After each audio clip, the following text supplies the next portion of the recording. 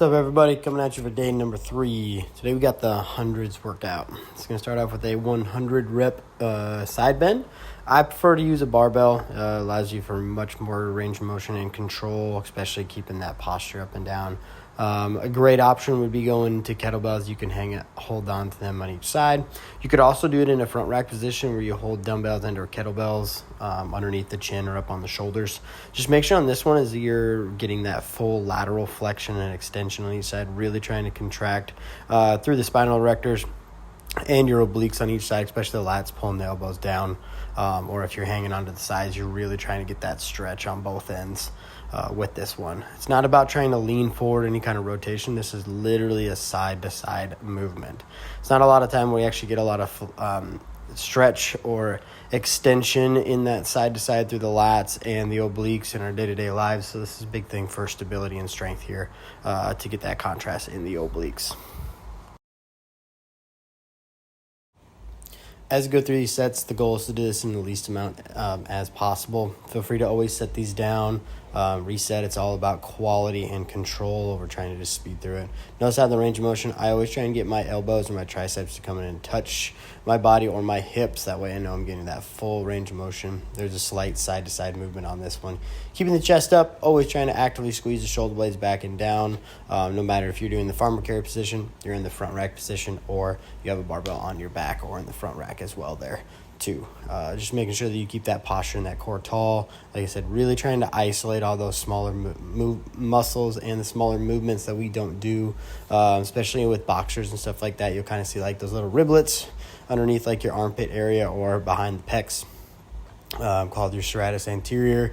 It's a big thing to get into, and honestly it looks really cool, especially for bodybuilders and things like that when you're getting stage ready. This is a big one to kind of open up through that lat position, and as I turn around here you can see that I'm halfway. That way you can really see how tall I am trying to stay with my core. I'm not trying to lean forward. My elbows aren't flaring forward or anything like that. I see a lot of times, especially when you get tired, is that you kind of start leaning forward and go to that lower back. That's the movement. That is specifically what we're trying not to do with this one. So literally that lateral flexion and extension on both sides, keeping the shoulders square in that T position through the spine.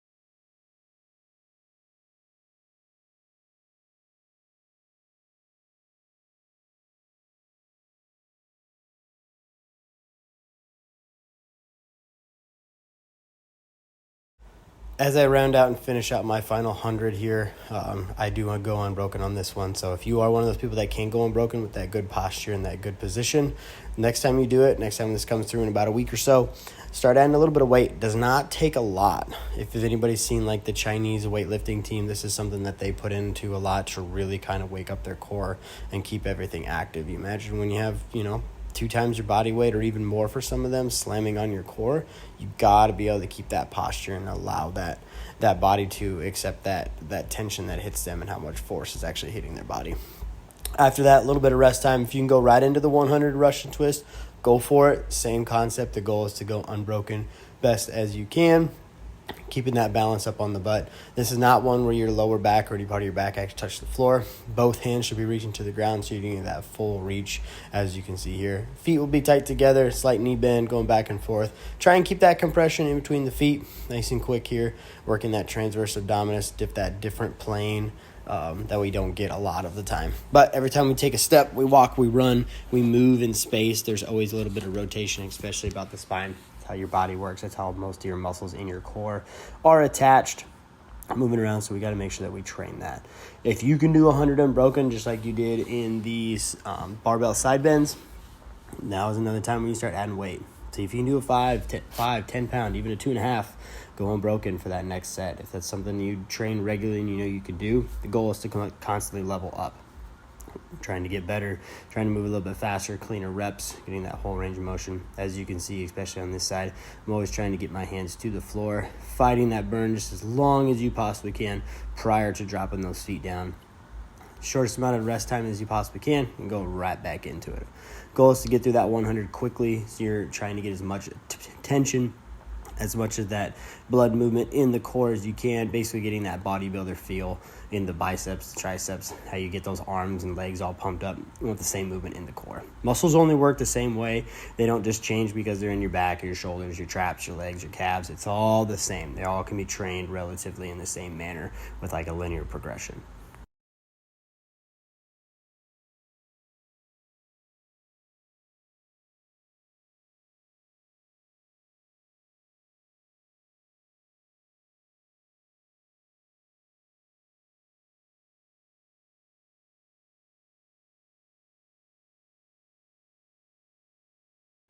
Nearing the end of my final 100, I did take a little bit of rest time, so I started at the 5-minute mark. I'm going to finish here right under 2 minutes, about 1:53 for me. I roll over immediately, feeling that pump in the core, that I go right into a couple press-ups, trying to relax the hips, the hip flexors, especially keeping the feet up, and getting that back to go back into extension. It's a big thing. The low back does tighten up, especially when you're in these movements, when you're in that constant hip flexion. Especially with this, you think about trying to go as long as you possibly can in each one of those positions, side bends, and that Russian twist. It's one of those times where you want to get that hip extension back going. So I move right into a little bit of a nice little Cobra press-up hold.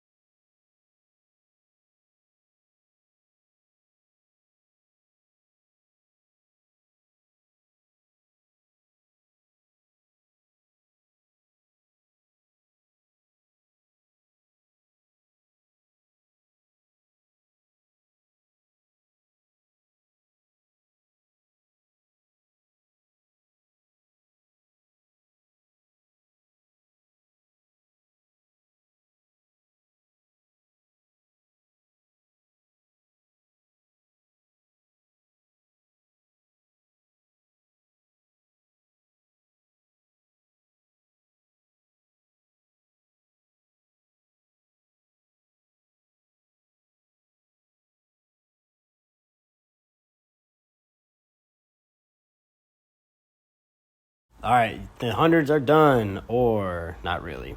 We have 25 reps on each side of these. First one that's going to come up here.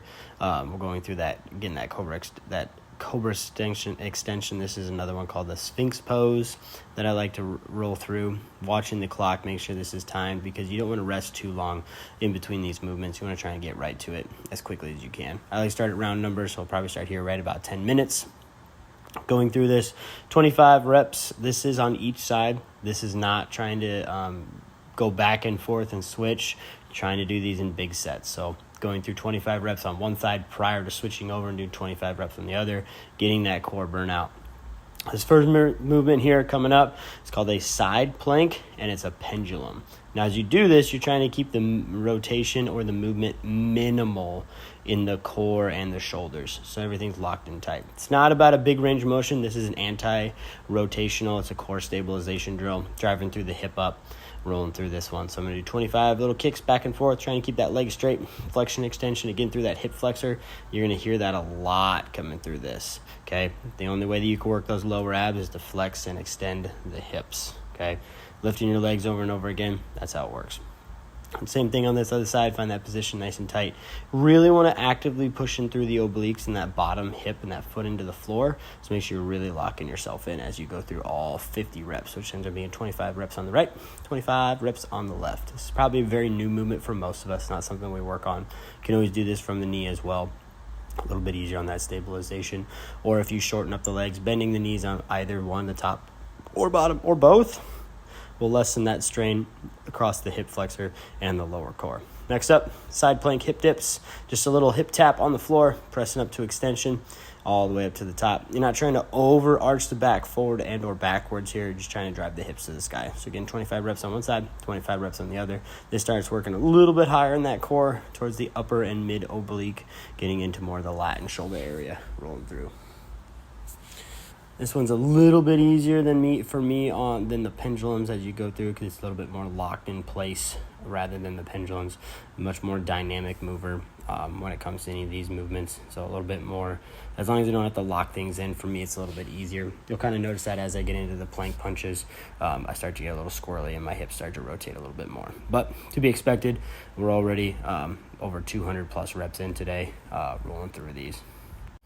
Next up, star planks. Very, very similar to that hip tap, but this time we're not going all the way to the floor, pressing the legs apart. So you're going into basically a one-legged stability exercise on that bottom leg going into it. This will start working the core both directions. So not only getting that stabilization on the bottom leg, now you get a little bit more dynamic coming through the lower pelvic floor into that lower core. So you can notice how all the abs start to connect on this one. Everything should be super, super active. Worked on those stabilizers. We got the transverse plane working through everything. So now you have that side-to-side frontal.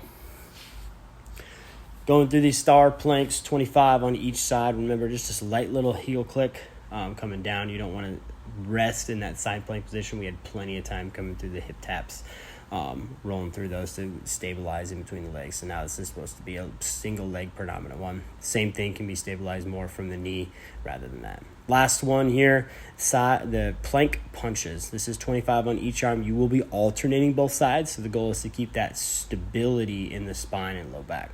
As you set up in the plank, remember, slight roundedness. I like to keep the hips a little bit higher so you mimic that hollow body core, so you're active in the lower core. Okay, it's not about dropping the hips and being straight line. Drive the hands down into the ground. It should be feeling active. Feet together is the hardest position here. Mine are a little bit more towards the hip to shoulder width ratio. There still is a slight little rock side to side in my hips. The goal would be to stabilize that, right? Put a little towel, cone on your low back, maybe in a weight for you if you want to challenge, and to keep the hips stable. You can always move the legs out. So if I were to coach myself, if someone were to be watching me, or if I were to watch myself do this, I would probably slow things down if I could, widen the feet out a little bit more to get a little bit more stability and honestly enhance that core stabilization. Probably get a little bit more out of this. 2 rounds through, it's the same thing. You're going to be in 50 reps on both sides. That ends up being 100 of everything today. We had 4 here. We had the 100 Russian twists, which is both sides equal 1. 100 side bends, again, both sides equal 1. Talking about 500 plus reps today going through if you want to equal it out on both sides. So day number 3 is complete, everybody. Keep rolling through. I'll see you coming up here after I finish this second round for day number 4.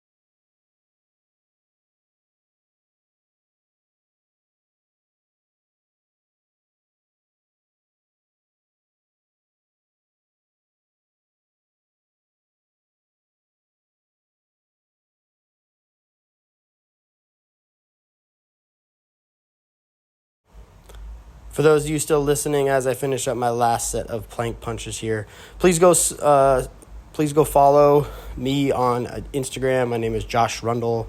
And we also have our Mad Athletes programming, all one word. So you can go follow Mad Athletes and Josh Rundle. Take us in your posts. Take us before and after pictures. Check it out. We also have some little tidbits, especially on my YouTube channel and our Mad Athletes YouTube channel on each one of these movements. You'll also be getting this video, part of the 6-week program that you signed up for. So 30 more seconds left as I finish up this last few reps going through. Again, go like, comment, subscribe, get everything in. And I will see you guys on the flip side.